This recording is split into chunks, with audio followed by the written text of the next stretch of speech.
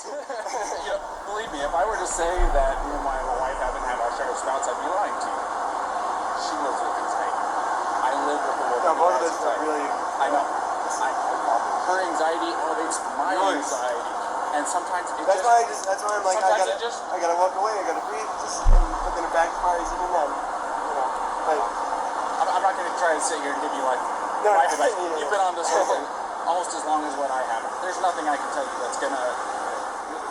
The law doesn't say, hey, Officer Pratt, Officer Robbins, you can treat people different based on gender under the same can't. Even if it makes no sense. Yeah, the law says it, but y'all are sure. The law doesn't say about treating people differently, but you guys are sure going out your way to treat her differently.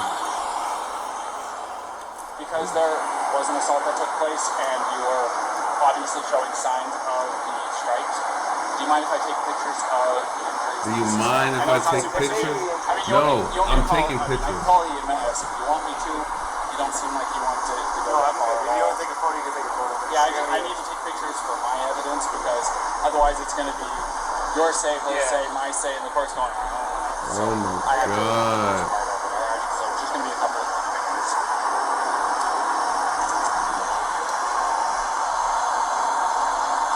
She okay? Microphone, dude. Yeah. Gabby, this is a very, very important question. How you answer this question is going to determine what happens next. But the only person who can answer this question is you. Think very hard before you answer the question. Do not quickly answer it. Think very hard. Oh my God. When you slapped him those times, were you attempting to cause him physical pain or physical impairment? Was that what you were attempting to do to him? What were you attempting to do? What was the reason behind the slapping and stuff? What was it you were attempting to accomplish by slapping? I was trying to get him to stop telling me to calm down. Well, it doesn't sound to me like she attempted to injure him. It's your call. This is 100% your call. I support you either way. I'll let you get back to your own parents, okay?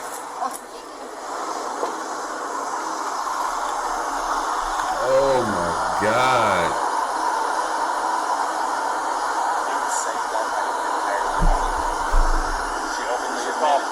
She openly admitted to me earlier that she was striking him in the eye.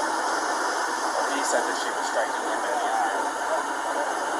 He said she was, and that's what caused him to hit the curb. She said that she got hurt. I might have just take this girl to jail.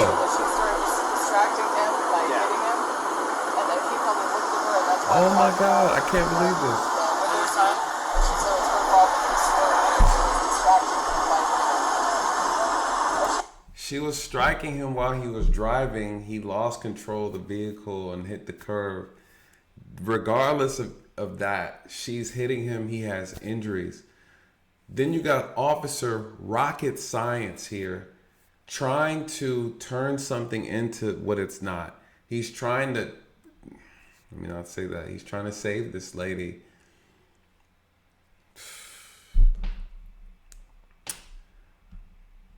If he's going to do what I think he's going to do, I see him getting fired in the next couple of months from this job, or I see him resigning. She said she didn't swerve, and she was distracting him by hitting him. And she said she didn't try to hurt him, it wasn't malicious. She thought that he wasn't listening to her. So assault is an attempt with unlawful force or violence to do bodily injury to another. Is he new? For bodily injury, the definition says bodily injury is infliction of pain or physical impairment or illness. So you can go. Now I'm recording, and society and the judges and everyone can judge me for this. I am looking at a 110-pound female and her fiance who Is have no means to 110 be pounds separated. too. He doesn't want to pursue it. She's not a threat to him, more than slight abrasions from her fingernails. I don't care if we use the actual letter of the law to. Here's where he's wrong, and this is what's dangerous with that mindset that he just displayed on camera, that she's not a threat or he's not a threat. Your body weight and size has nothing to do with domestic violence. Domestic violence is mental, it's physical, emotional, right? Weapons can be in play, right? She's 112 pounds, but with a knife in her hand, she's lethal. He's 110 pounds, but with a knife in his hand, he's lethal. It doesn't, body size and weight has nothing to do with it. I've worked cases where women have stabbed a man 30 plus times who was twice her size. Body size has nothing to do with a person being dangerous. So I just really, really disagree with that statement that he made. And just this whole powwow moment that these officers are having is blowing my mind. You guys, she committed a crime. It's a domestic. Him and Officer Rocket Science are having a very, very difficult time making a decision. Ultimately, it seems like they're about to release her, and ultimately this is probably a contributing factor in her being killed, unfortunately. It's crazy.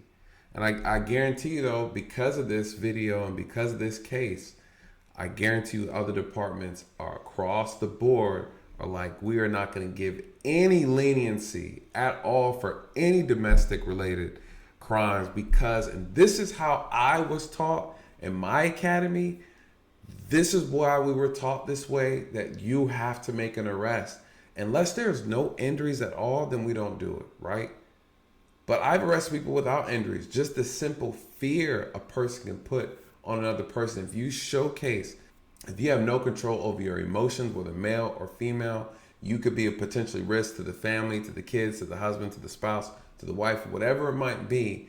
If you show the ability to be a risk for another person's safety, I'm throwing cuffs on you and taking you right up out the house, period.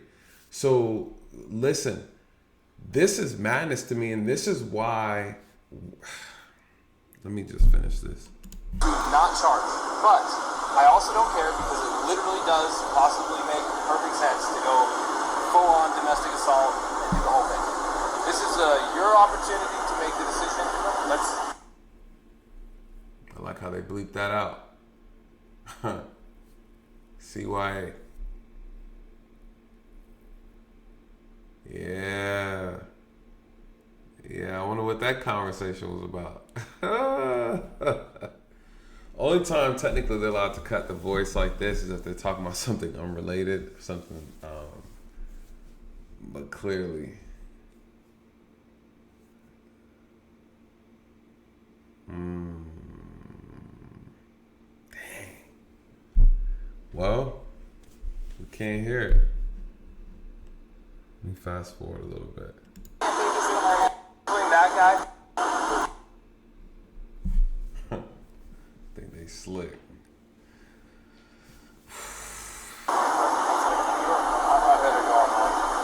got this? I'm making this decision. I'm going to cite him. I'm going to go follow through the first. Would you feel more comfortable handling that guy? Yeah. Go handle that guy. Go handle that guy.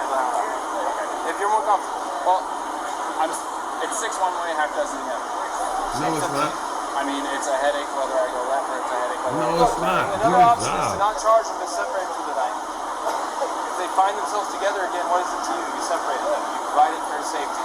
If he doesn't have enough sense to stay away and you got him separated, it's on him. No, it's on y'all. You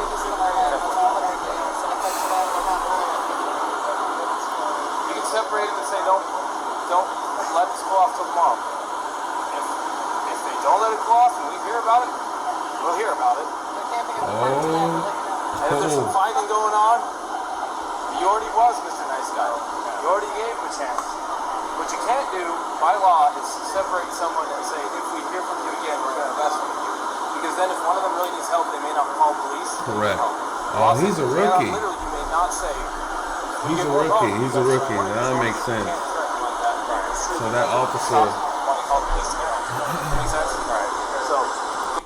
Okay, so it makes sense now. I called him Officer Rocket Science. Okay, so I take it back. He's a rookie.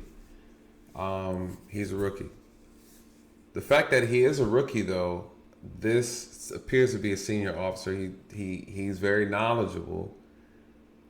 When I'm in a situation like this and I'm training or I'm influencing another officer, I am telling that officer what that officer needs to do. I'm not giving him or her options to find ways to circumvent around what they're supposed to do. What is my advice?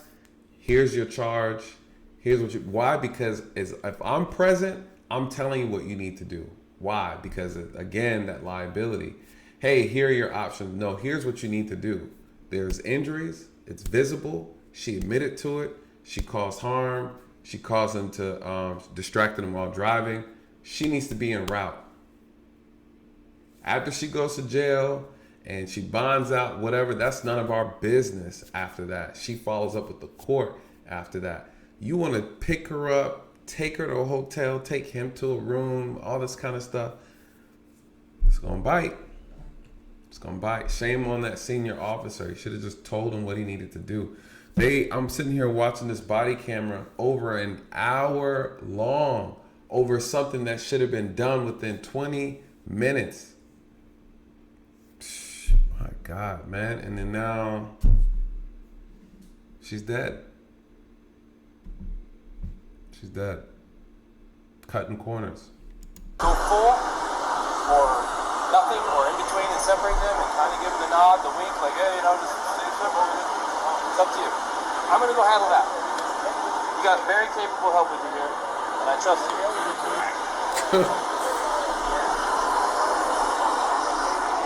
I will. Alrighty, man. So we're still going to be going through. I do need some things from you, though. Do you mind if I get a picture of your driver's license? Okay, do you have any problems with me taking a picture of it? I have to have IDs and stuff like that for my investigation. Oh, yeah, he's a rookie. Here. Damn. Yeah, he's a rookie. So, this is what I'm going to do. I've decided I am not going to cite you for domestic violence battery, okay? It was only going to be a Class B misdemeanor.